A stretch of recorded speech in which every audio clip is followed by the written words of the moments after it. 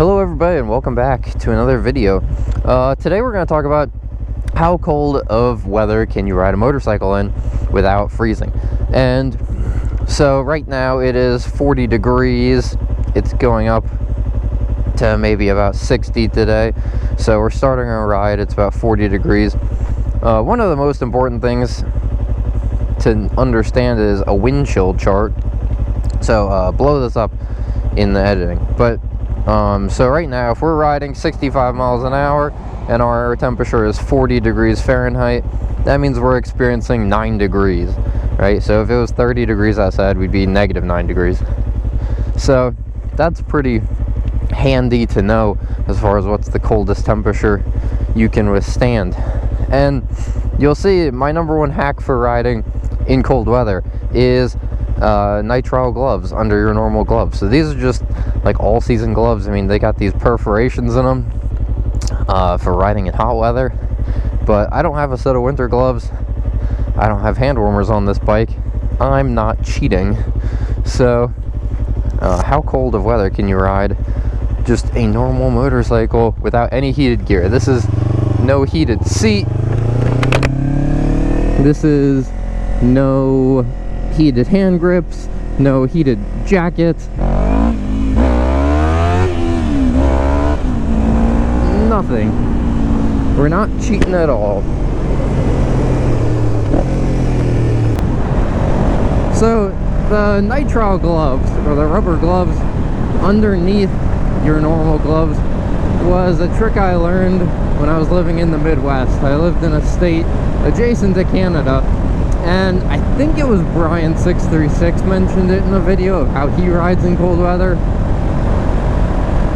But it was a trick multiple people were using, and I borrowed it, and it works really well. It helps your hands heat up more when you come to a stop finally, right? And you can try to get some warmth back in your hands. The big key is it helps keep wind out of, like, penetrating through your gloves, basically. And so really does help, and highly recommend it. Plus they're disposable, so if you sweat in your gloves, you can throw them out. You can carry multiple pairs really easily, and it saves you the money of having to buy you know, winter gloves, or getting the heated gloves and doing the wiring for those. So I like this trick. It works for pretty much as cold as I ride. Oh, we got the police out this morning. Give me a break, man. It's cold. Good morning, Ossifer. He wasn't even looking. Dude doesn't even care. So the limiting factor for me on how cold I'm willing to ride is really how big of a concern is black ice. Because black ice will mess you up real bad, real quick. I mean, you're coming around a corner on a twisty road, it's got some incline to it, water's running down, maybe it rained the other day, froze overnight, you got a patch of black ice, you're coming over leaned over, it's going to mess you up real quick. So that's the limiting factor for me. If it rained in the past 24 hours maybe, and it hasn't had the sun or warmth to burn it away, and it's across the roads and I'm going down roads with shade and stuff like that, and it froze overnight, probably not going to ride. Probably going to let it warm up a little bit, not be out so early. I mean, it's 7:30 this morning, we're out riding. But that's the biggest concern for me with riding in cold weather. It's actually nicer. I mean, out here where I ride a lot in the, you know, back roads and country, you have a lot of bugs to deal with, and so it's really actually quite nice to ride in colder weather because all the bugs are gone, hibernated, or whatever they do in the winter. And not bothering me. So yeah, riding in the cold can actually have some benefits. Plus, your motorcycle should make marginally more horsepower with more dense of air. So I don't know what we're pushing on this R3, but probably still not a lot. So I will definitely ride in colder weather if the sun is out to melt away ice, or if the sun's out just to give you some extra warmth, right, from the sun. But if you're riding at night, that's where it can get even worse. If it's like a windy, really cold night, you got no sun, nothing to help you, and it gets a lot worse a lot faster. So you know, I typically don't ride much below freezing. I will sometimes ride under 30 in the 20s and stuff, but we saw that wind chill chart, and we can look in an expanded version. That one was kind of short, but like an expanded version of a wind chill chart, you know, you just get really cold, and you have to slow down a lot to try to get rid of the wind chill effect or something, and it just becomes not very worth it, where you're just gonna have to stop so much, right, to get hot food or something like that, warm yourself back up.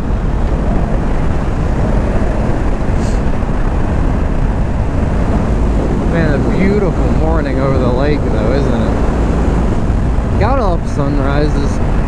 Sunsets get too much credit. Sunrises are pretty good too. So another hack for riding in cold weather is, if you're really cold, like losing complete feeling in your fingers and stuff, you've been riding for a while, you can stop, take a break, and drink something warm. I mean, getting out of the cold into a warm restaurant or something like that, and you know, drinking something warm really warms up your body from the inside, and so it's super helpful.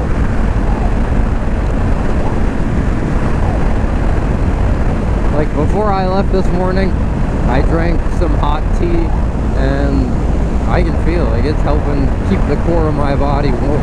Also, if anybody watches Letterkenny, you know, their line of a fellow loses a lot of heat through the neck, I mean, it can be true. Right now I don't have one on, but you know those neck gaiter things that during COVID everyone was wearing, or I think they're called balaclavas, things like that, where it's like, these are multi-purpose things, not just for riding motorcycles. I got several for free back in COVID that I usually keep, you know, under the tail or something if I'm, you know, get stranded, get stuck riding way later than I anticipated getting home, and I need some help staying warm. Pretty nice to have things like that. But as you can see, we're holding pretty steady at, you know, 65 to 70 miles per hour this trip, occasionally coming to red lights. And so I mean, the wind really can get you. Today was 40 degrees, so what's that, like 4.5 degrees Celsius? And with wind chill at 65, it was it was 1 degree or 9 degrees, something like that. So we're looking at sub-0 degrees Celsius. It is pretty cold. The biggest thing that helps me though, when I look at the temperature and I'm like, oh no, it's cold today, is I just wear layers. So no heated gear on right now, normal, just kind of riding shoes. I wear Kevlar lined jeans, which give me a little bit more insulation for my legs, and then I just wear layers. So I have a long sleeve shirt on, I have a hoodie on, and then I have my motorcycle riding jacket with the winter kind of thermal layer in it, right? Because it's like a 4-season jacket or a 3-season jacket. You can zip and unzip that inner layer. So I just do that. I layer up, and it's cheap. I don't have to pay for heated gear. I don't have to charge more batteries. I hate charging batteries. I'm remembering to do that. I always forget. Well, boys, I think that just about wraps up this video. I say boys because my YouTube analytics show 100% male audience, so it's not leaving anyone out. My YouTube analytics are like 100% male, from the age of like 18 to like 60, so pretty much describes motorcycling. The worst is when your joints start feeling cold and you're like slower to pull the clutch or slower to pull the brake, and sitting here like messing up shifting gears. it's fall, so you know, we're getting down to the 30s occasionally and stuff, so I'll still be riding. But I just wanted to make this video kind of at the beginning of the season. I could show myself riding at 20 degrees, but I figured hand off a couple of useful tips, things I've learned from riding a couple of years, and also being a cheapskate about it. So I hope this helps. If you have any other additions, I'd love to hear below. I'm always trying to figure out how to ride even colder, ride more. That's the whole goal. I just want to ride more, man. So I will catch you all on the next one. Thanks for tuning in.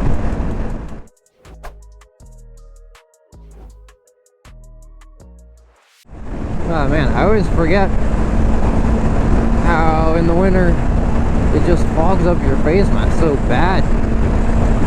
Recording a vlog is a little bit harder because it's like you gotta keep your chin vent closed so the wind doesn't get into the mic. But then it's just like, oh man, the more I talk, the worse it gets. It's like, gotta open that chin vent and get all the exhaust air out.